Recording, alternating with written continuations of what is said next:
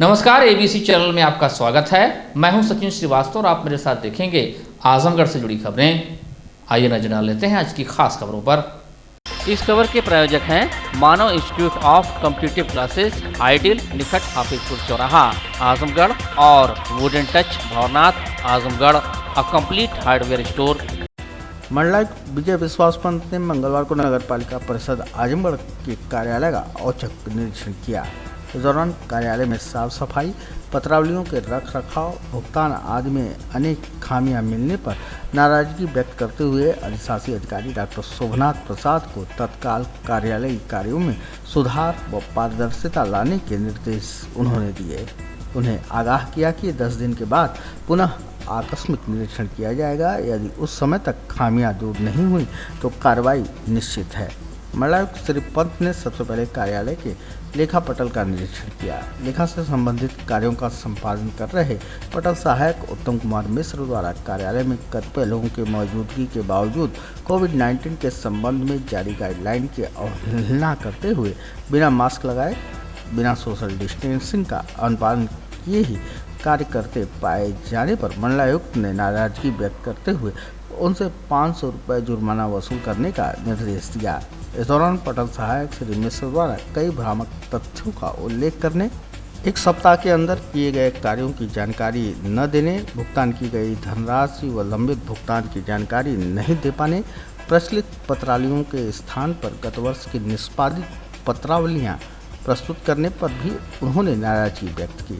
मंडलायुक्त द्वारा 14वें वित्त आयोग के संबंध में पूछे जाने पर श्री मिश्र द्वारा अवगत कराया गया कि 14वें वित्त में धनराशि नहीं है। इस पर मंडलायुक्त श्री पंत ने जब लिखित रूप से अवगत कराए जाने का निर्देश दिया तो पटल सहायक श्री मिश्र द्वारा बहानेबाजी की गई, जिस पर घोर अप्रसन्नता व्यक्त करते हुए उन्होंने उक्त कर्मचारी को प्रतिकूल प्रविष्टि देने तथा उन्हें निलंबित करने हेतु चार्जशीट निर्गत करने हेतु ईओ को निर्देशित किया।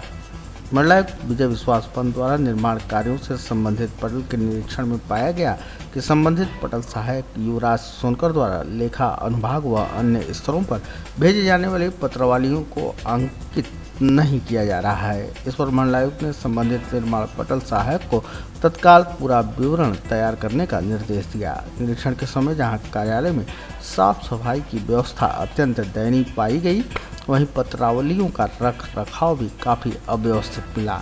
प्रचलित पत्रावलियों में विगत वर्षों में निष्पादित हो चुकी पत्रावलियों को एक साथ रखे जाने पर भी नाराजगी व्यक्त की गई। उन्होंने अधिशासी अधिकारी स्तर से नगर पालिका परिषद कार्यालय का निरीक्षण एवं कार्यों की समीक्षा नहीं किए जाने पर असंतोष व्यक्त करते हुए आगाह किया कि 10 दिन बाद किसी समय औचक निरीक्षण किया जाएगा। इस दौरान सारी व्यवस्थाएं साफ सफाई चुस्त दुरुस्त मिलनी चाहिए, अन्यथा संबंधित अधिकारी के साथ ही ईओ के विरुद्ध भी कठोर कार्रवाई होगी।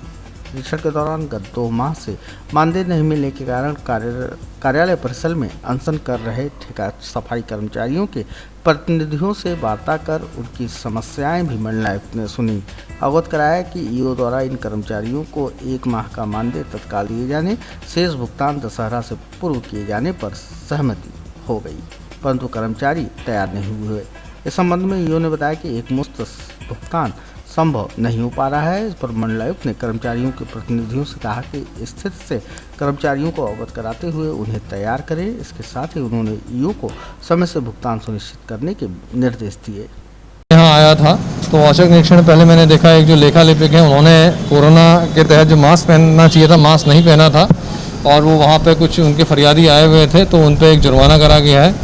जो उनका फाइल वर्क है वो मैंने संतोषजनक नहीं पाया है, तो अभी मैंने उनको एक एडवर्स एंट्री देने की बात कही है और कुछ जो फाइल के डिस्पोजल में जो कुछ कमियां पाई हैं उस पर आरोप पत्र जारी करने की बात कही है अधिशासी अधिकारी को। तत्पश्चात मैं फिर नीचे वाले खंड में जहां पे निर्माण खंड है वहां आया था, तो वहां मैंने देखा कुछ जो फाइलें हैं उनका निस्तारण अति विलम्ब से हो रहा है, तो उस पर यो अधिशासी अधिकारी से रिपोर्ट मांगी जाएगी कि क्यों विलम्ब से फाइलें निस्तारित हो रही हैं। फिर कुछ निर्माण कार्यों की मेरे पास शिकायत आई हुई है कि यह निर्माण कार्य अच्छी क्वालिटी के नहीं हैं जो सभासद गणों ने मुझे दी हैं। एक दो निर्माण कार्य मैंने भी चयनित करे हुए हैं जिसकी जांच होगी। पहले मैं इनसे ईओ से इसकी रिपोर्ट लूँगा और इसमें अगर मैं संतुष्ट नहीं होता हूँ, मैंने आज ही ईओ से कह रखा है कि आज उसमें जाके शाम तक मुझे रिपोर्ट देंगे तो मुझे संतोषजनक नहीं अगर प्रतीत होती है तो मैं एक जिला स्तरीय टीम का गठन करके इन जांच निर्माण कार्यों की जांच कराऊंगा। लेखाधिकारी क्या नाम है सर जिनके खिलाफ कार्रवाई की सकती? उत्तम नहीं, वो लेखा लिपिक है ना, क्या है, उत्तम कुमार मिश्रा जी हैं, तो उनको एडवर्स एंट्री की जाएगी और एक एडवर्स एंट्री और साथ में उनको एक आरोप पत्र भी दिया जाएगा और कामों के लिए। सर कार्यालय में बहुत गंदगी है, इसके लिए क्या निर्देश? तो कार्यालय में भाई ईओ साहब, अगर आपके कार्यालय में गंदी रहेगी तो कैसे काम चलेगा? मैं 10-15 दिन बाद फिर यहाँ निरीक्षण करने आऊँगा, तो अगर मुझे स्थिति में सुधार नहीं मिलता तो अधिशासी अधिकारी के खिलाफ भी कार्रवाई की संस्तुति की जाएगी। कोविड-19 के परिप्रेक्ष्य में कंटेनमेंट जोन के बाहर समस्त बोर्डों के कक्षा 9 से 12 तक के विद्यालयों में भौतिक रूप से पठन पाठन 19 अक्टूबर 2020 से प्रारंभ किए जाने हेतु अपर जिलाधिकारी प्रशासन नरेंद्र सिंह की अध्यक्षता में नेहरू हॉल के सभागार में समस्त माध्यमिक विद्यालय, प्राइवेट स्कूलों के प्रबंधकों, प्रधानाचार्यों के साथ यह बैठक मंगलवार को संपन्न हुई। इस अवसर पर अपर जिलाधिकारी प्रशासन ने बताया कि समस्त बोर्डों के कक्षा 9 से 12 तक के विद्यालयों में भौतिक रूप से पठन पाठन 19 अक्टूबर 2020 से प्रारंभ किए जाने के लिए मानक संचालन प्रक्रिया SOP जारी कर दी गई है। उन्होंने बताया कि विद्यालयों को 2 पालियों में संचालित करना होगा। प्रथम पाली में कक्षा 9 व 10, द्वितीय पाली में कक्षा 11 व 12 के छात्रों को बुलाया जाएगा। प्रत्येक कक्षा के लिए एक दिवस में अधिकतम 50% ही विद्यार्थी बुलाए जा सकेंगे। शेष 50% विद्यार्थी अगले दिन आएंगे। उन्होंने कहा कि प्रत्येक दशा में छात्रों को कक्षाओं में भौतिक रूप से बुलाने के पूर्व उनके अभिभावकों से लिखित अनुमति प्राप्त करनी होगी। यदि छात्र घर से ऑनलाइन पढ़ाई करना चाहता है तो उसे ऐसा करने की अनुमति दी जाएगी। छात्रों को उपस्थिति के लिए किसी भी स्तर पर बाध्य नहीं किया जाएगा। छात्रों को ऑनलाइन क्लासेस के लिए ही बढ़ावा दिया जाएगा। उन्होंने बताया कि स्कूल के शिक्षण कक्ष के कमरों, फर्नीचर, भवन, पुस्तकालय, प्रयोगशाला को दोनों पालियों में पृथक पृथक सैनिटाइज करना होगा। इसके साथ ही स्कूल परिसर में हेल्प डेस्क की स्थापना की जाएगी।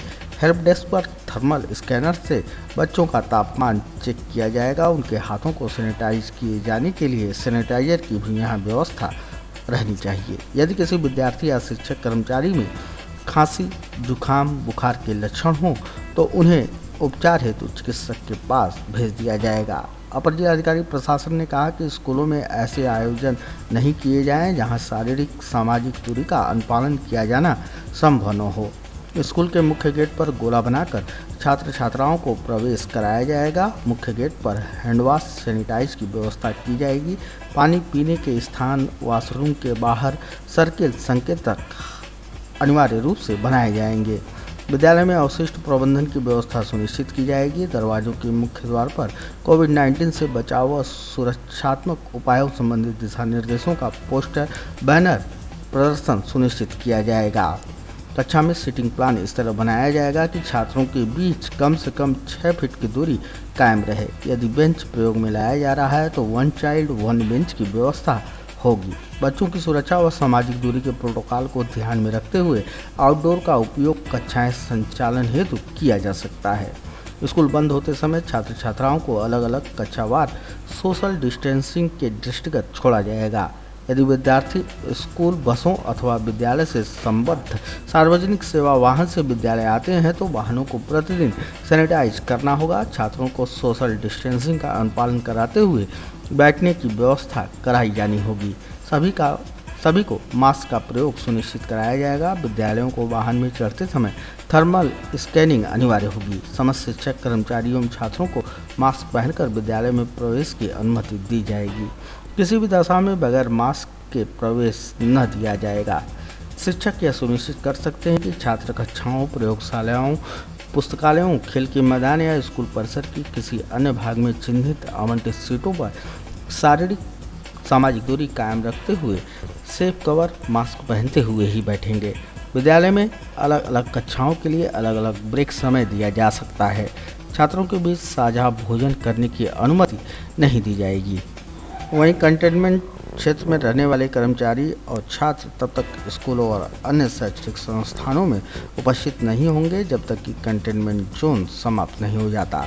अभिभावक छात्रों को स्कूल भेजने से पहले अपना सहमति पत्र अवश्य दें व जिन जिन छात्रों में बुखार, जुकाम, सर्दी खांसी के लक्षण हो उनको स्कूल कदापि न भेजें। आज हम लोगों ने जो प्रबंधक और प्रधानाचार्यों की बैठक बुलाई थी और 19 तारीख से विद्यालय खोलने के लिए जो 9 से 12 तक की कक्षाएं हैं उनको शिफ्ट वाइज जो है 2 पालियों में खोलने के लिए निर्देश उत्तर प्रदेश सरकार शिक्षा विभाग से प्राप्त हुए हैं। उसकी SOP आई है और SOP के तहत उनको सैनिटाइज कराना है, विद्यालय में हेल्प डेस्क की स्थापना करना है और जो बच्चे आएंगे उनके अभिभावक से सहमत पत्र लेना है। मुख्य रूप से हमें ये करना है कि जो ऑनलाइन शिक्षण चल रहा है उसको प्रोत्साहित करना है और जो बच्चे उसकी सुविधा नहीं है तो विद्यालय भी खोले जा रहे हैं 50% क्षमता के साथ। तो अभिभावकों को जो SOP थी उसी के अनुपालन के लिए बुलाया गया था। 19 तारीख से खोले जाएंगे विद्यालय। तो विद्यालयों की मॉनिटरिंग कैसे की जाएगी, जैसे गाइडलाइन फॉलो कर रहे हैं उसके लिए क्या है? वो मॉनिटरिंग हो जाएगी, शिक्षा विभाग है वो शिक्षा विभाग भी देखेगा, अलग से लोग भी देखेंगे और सभी अधिकारी जैसे कोविड-19 के जो भी गाइडलाइंस हैं उनका अनुपालन सब जगह करा रहे हैं, वहाँ भी अनुपालन उसका सुनिश्चित कराया जाएगा। जनपद स्तरीय अधिकारी भी देखेंगे, हमारे सब डिवीजन में SDM से भी देखेंगे, तो सब जगह सब लोग देखेंगे समय समय पर। अगर जो लोग भी उसका अनुपालन नहीं करेंगे उसके कोविड महामारी अधिनियम के तहत उसके विरुद्ध कार्रवाई की जाएगी। प्रबंधकों की कोई समस्या है? नहीं, प्रबंधकों की समस्या नहीं, प्रबंधकों ने विचार रखे थे, कुछ लोगों ने अपने विचार रखे थे। कुछ लोगों का कहना था कि साहब हमको शिफ्ट में कि टाइमिंग को लेके कि बच्चों को लाने में हमें समस्या होगी, वैसे हम 2 बार हमको गाड़ी भेजना पड़ेगा, तो उनको मैनेज करना पड़ेगा। प्रबंधकों का और प्रधानाचार्य का मामला है, तो जैसा जैसा उनको डिफर करता है उस हिसाब से बच्चों को लाने को मैनेजमेंट करेंगे। लेकिन जो निर्देश हैं उसके संबंध में 2 शिफ्ट में तो 2 शिफ्ट में ही चलेंगे, 1 शिफ्ट में ही अनुमति नहीं दी जा सकती। शिवली नेशनल PG कॉलेज में छात्र संघ चुनाव कब होंगे यह तो अभी तय नहीं है, लेकिन उसके पहले छात्रों के गुटों में वर्चस्व की जंग तेज हो गई है। छात्र गुटों के आपसी विवाद में मंगलवार को दिन दहाड़े शिवली कॉलेज के गेट के सामने फायरिंग हुई। फायरिंग में महामंत्री पद के पूर्व प्रत्याशी संगम सोनकर बाल बाल बच गए। कॉलेज में गोली चलने की जानकारी मिलते ही शहर कोतवाली पुलिस मौके पर पहुंची और जांच पड़ताल में जुट गई। फायरिंग में बाल बाल बचे छात्र नेता संगम सोनकर ने कॉलेज के ही छात्र नेता समर प्रताप सिंह के खिलाफ कोतवाली में तहरीर दी है। उनका आरोप है कि समर ने कॉलेज में चौथी बार फायरिंग की है। वह काफी मनबड़ है और अक्सर ही जाति सूचक शब्दों का प्रयोग कर गाली गलौज करता रहता है। इस संबंध में कोतवाली पुलिस का कहना है कि जांच के बाद मुकदमा दर्ज कर कार्रवाई की जाएगी। 3-4 दिन पहले हुआ था, DAV कॉलेज के लड़के थे सर, ठीक है, और ये धीरज सिंह, समर प्रताप सिंह धीरज, ठीक है, इसका नाम है। ये कॉलेज पे चौथी बार ये फायर मार चुका है, ठीक है। लास्ट में हम लोग के ऊपर वायर किया ये, ठीक है। ये हरदम धमकियाता रहेगा कि तुमको गोली मार देंगे, इसको मार देंगे, उसको मार देंगे। तो आज मैं भी इसको पकड़ लिया, ये मेरे सामने, मैं बाइक से जा रहा था, ये अचानक मेरे पे हमला किया, ठीक है। यही बात है सर। क्या विवाद था आपका इनसे? जी, इनका विवाद क्या था? ये जाति को लेकर गाली देता है हरदम। मंगलवार को कांग्रेस ने मुसहर जाति के लोगों के समर्थन में आवाज बुलंद करते हुए जिला प्रशासन को अपना 4 सूत्री ज्ञापन सौंप उनकी समस्याओं के निदान की मांग की। मामला निजामाबाद तहसील के गांव खरेवा का है, जहां पिछले 5 दशकों से काबिज मुसहर वनवासियों को बेदखल किया जा रहा है। उनके निर्माण कार्य तक ध्वस्त कराए जा रहे हैं। जिला कांग्रेस कमेटी के जिला अध्यक्ष प्रवीण कुमार सिंह ने कहा कि वर्तमान सरकार पूरी तरह से संवेदन शून्य हो चुकी है। 1974-75 में जमीन के पट्टा होने, उस पर इंदिरा आवास तक बन जाने के बावजूद सरकार इन्हें बेदखल करने पर अमाता है। उनके आशियानों को ध्वस्त कर रही है, जिसे कांग्रेस किसी स्तर पर बर्दाश्त नहीं करेगी। उन्होंने तत्काल मकानों के ध्वस्तीकरण रोके जाने, ध्वस्त किए गए मकानों का मुआवजा दिए जाने, अन्यत्र रहने वाले लोगों को किए गए पट्टों को तत्काल निरस्त करने की मांगे प्रमुखता से रखी। ये हम लोग के जमीन का लफड़ा चल रहा है कि दूसरे गांव की जमीन हम लोग के हड़प रहे हैं, इसलिए हम लोग आए हैं DM साहब के यहाँ। देखिए हम लोग के क्या न्याय मिलता है यहाँ पर। वहाँ हम लोग के 50 साल से ऊपर हो चुका है। हाँ, वो थानेदार गया था वहाँ पर, तहसीलदार भी गया था, हम लोग के धमकी दिया, डरवाया। अब कुछ वहाँ घर बन रहा है अभी इस वक्त, हम लोग के डरवाया, धमकी भी दिया, बोला कि ये लोग घर खाली कर दो तुम लोग, और वही घर रोड पे रह रहे हैं, रोड किनारे, क्या करेंगे, कहाँ जाएंगे। जब हम लोग के घर गिरा रहे हैं, करकट वरकट रखे थे वो भी फोड़ तोड़ दिए सब, और फिर बोल रहे हैं तोड़ने फोड़ने के, हम लोग कहाँ जाएंगे। इनाय के लिए थमा कहने कि खाली कर दो, हम लोग यहाँ घर बनाएंगे। हाँ, मुख्यमंत्री आवास बनल है। हाँ, आगे जमीन खाली जैसे कि धर्मशाला बना के छोड़ले हैं, ती कहना कि धर्मशाला बनी सबकर बारात रही यहाँ पर, तो वह जमीन खातिर लोग मार करते हैं, कहना कि यहाँ से हटा नहीं तो मार घालल जाई, अपन जमीन ले लेल जाई। आपको किसे जमीन मिली थी? इंदिरा आवास, मंत्री आवास से? हाँ, मंत्री आवास है। कब से आप रह रहे थे? 50 साल से। 50 बरस ऊपर हो गया सका। नाबालिग बच्ची के साथ दुष्कर्म के आरोपी को गिरफ्तार कर पुलिस ने जेल भेज दिया। मामला जैनपुर थाना क्षेत्र का है, जहां पीड़िता की मां ने 12 अक्टूबर को लिखित तहरीर दी कि 8 अक्टूबर को मेरे घर कुछ मेहमान आए हुए थे। घर पर जगह कम होने के कारण मैंने अपनी लड़कियों को पड़ोसी अनिल कुमार गौतम के घर भेज दिया। रात करीब 1 बजे अनिल ने जबरदस्ती मेरी नाबालिग लड़की के साथ दुष्कर्म किया तथा किसी को बताने पर जान से मारने की धमकी भी दिया। वादनी की तहरीर पर पुलिस ने मुकदमा दर्ज कर अनिल कुमार गौतम निवासी धुसवा तेजपालपुर थाना जियनपुर को चुमुंग पार तिराहे से मंगलवार के दिन गिरफ्तार कर लिया। जैनपुर के गांव का मसला है, जहां एक बच्ची ने पहले ये हुआ था कि उसके साथ छेड़खानी की गई और डायल 100 पर 112 पर उसने फ़ोन भी किया था, और वो जब डायल 112 वहाँ गई थी तो उन्होंने बताया था कि इसने हमारे साथ छेड़खानी की। लेकिन कल एक और प्रार्थना पत्र दिया गया जिसमें ये कहा गया कि उसके साथ दुराचार हुआ है। मेरे द्वारा तत्काल उस पर मुकदमा पंजीकृत कराया गया और अभियुक्त को गिरफ्तार कर जेल भेजा गया। अभियुक्त और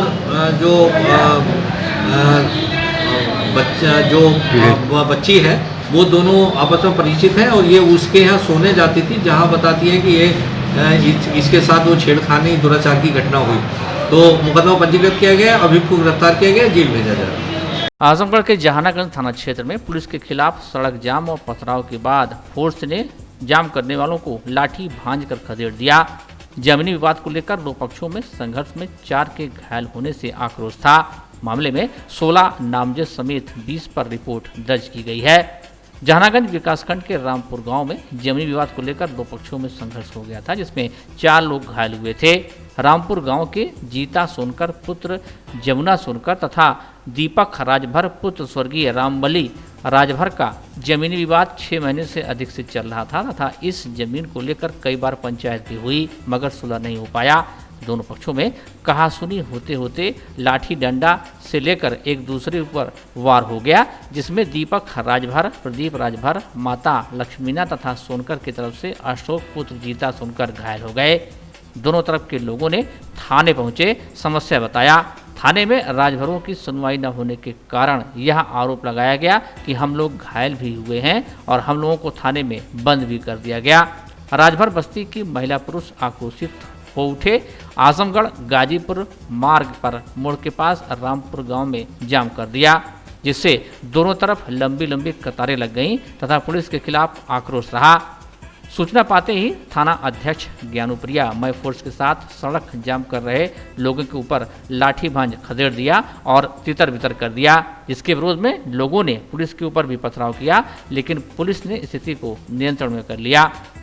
सड़क जाम मामले में 16 नामजद समेत 20 लोगों के खिलाफ मुकदमा दर्ज किया गया है। सुबह थाना जहानागंज क्षेत्र के रामपुर गांव में दो पक्षों के बीच विवाद हो गया था और ये विवाद जमीन पर कब्जा लेने को था। इस संबंध में दोनों पक्षों के विरुद्ध थाना जहानागंज में अभियोग पंजीकृत किया गया है और इस अभियोग पंजीकृत होने के उपरांत एक पक्ष रोड पर जाम लगा दिया गया। जब पुलिस जाम खुलवाने गई तो उनके द्वारा कुछ पत्थर पुलिस पर फेंके गए, जिस संबंध में पुलिस द्वारा उन्हें हल्का बल प्रयोग करके रोड खाली करा दी गई और इस संबंध में एक अभियोग थाने पर पंजीकृत कराया गया है। आजमगढ़ के मुबारकपुर थाना अंतर्गत रोडवेज के निकट 3 दरिया पुलिया के पास मंगलवार सुबह नवजात का शव मिलने से सनसनी मच गई। देखते ही देखते लोगों की भारी भीड़ जमा हो गई। हर कोई यह जानना चाह रहा था कि आखिर किसने नवजात का शव फेंका और शव के 2 टुकड़े कर दिए। जानकारी होने पर पुलिस भी मौके पर पहुंची और जांच पड़ताल में जुटी रही। मुबारकपुर थाना पुलिस का कहना है कि किसी महिला को मरा बच्चा हुआ, जिसे रात के अंधेरे में पुलिया के पास फेंका गया। जानवरों ने शव के टुकड़े कर दिए। छोटा लड़का है, दो टुकड़े कहाँ का है, कैसे कुछ पता है? ये जगह कौन सी बोली जाती है? आप लोग जब आए हैं कहाँ से आए? हम मुबारकपुर से आए हैं, पता लगा के देखना। इस बच्चे का कोई सुराग नहीं चल रहा? नवजात है? नवजात। कितने दिन का होगा? कल का होगा या परसों? ये जगह अपराध है।